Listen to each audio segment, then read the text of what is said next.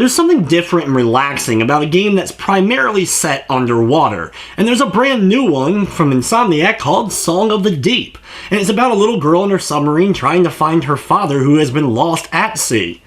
But is the game as good as finding hidden sunken treasure, or should it just be banished to the depths of the ocean?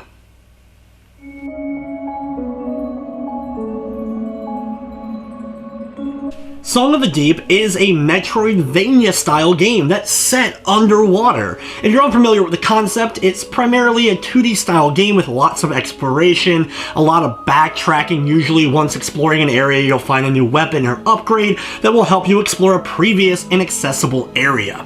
In the game, you play as Marin, who builds her own submarine in order to try to find her father.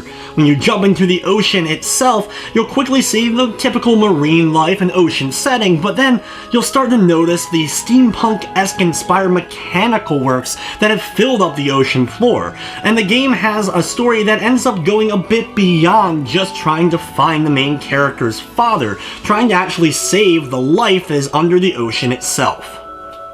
The game has a good amount of areas to find and explore, and considering they're all underwater, they do have a lot of differences to them. You'll have more lush environments that are green and blue filled with marine life, and you'll have the smog-filled caves, the dark caves with spider webs, and underwater giant spiders. You'll also have to explore the temples and solve puzzles throughout the course of trying to find various items in order to get through the game.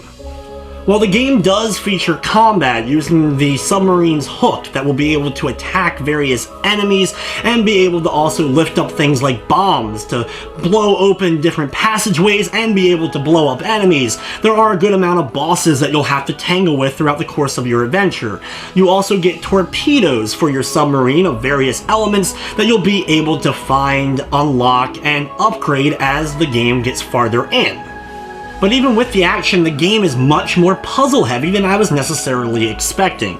If you're someone who enjoys more puzzle solving in a Metroidvania game, you're gonna have a lot of fun. Stuff like having to activate time bombs and get them to go off at the right moments after they go through whirlpools or giant fans, or stuff like reflecting light puzzles where you'll have to bounce a light off of mirrors to hit switches.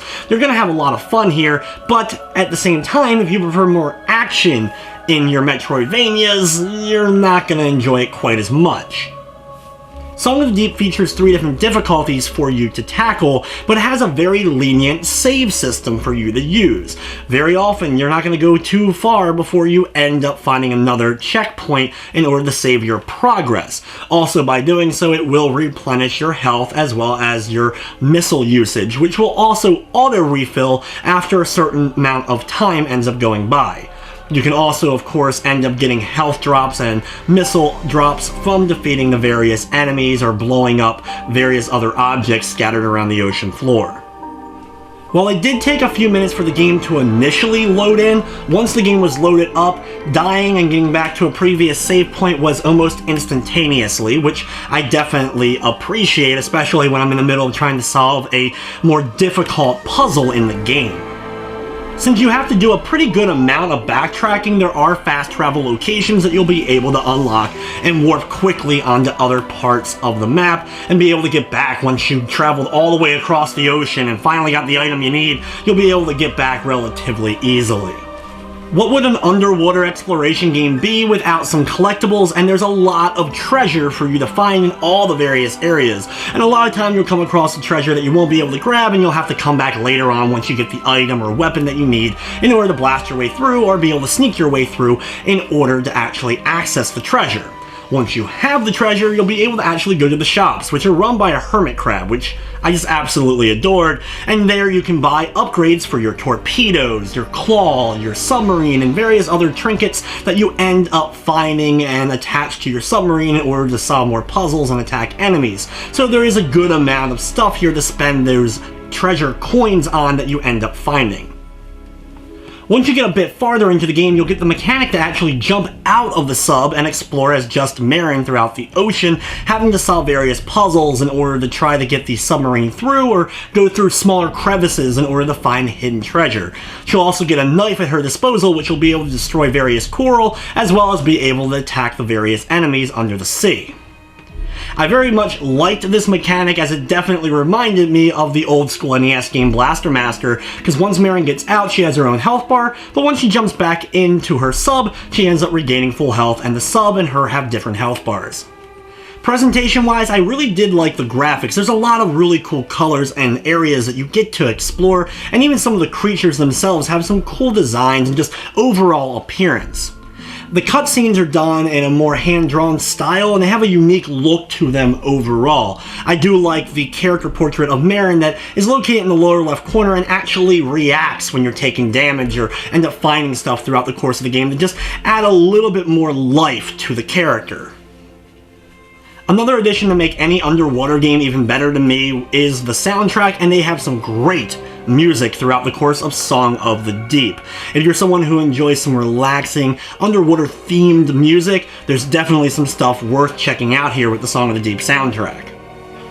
From a technical standpoint, the game ran good, it didn't slow down, there was no frame rate drops or crashing, but there was a few minor graphical glitches here and there. Things that were supposed to be hit and change color didn't sometimes, which got a little bit confusing, as well as a few times there are things that are attached to the walls and then end up retracting, but sometimes they wouldn't retract properly. They'd still be there, but it would act like they were retracted and I was able to actually go through them. It didn't happen all that often, but the few times it did ended up being a bit confusing.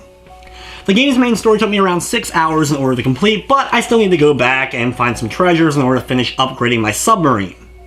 If you're someone who can enjoy a more relaxing puzzle-solving experience, Song of the Deep comes recommended as you'll be able to put the difficulty even at beginner to breeze through the combat sequences so you can get back to the exploration and the puzzle-solving.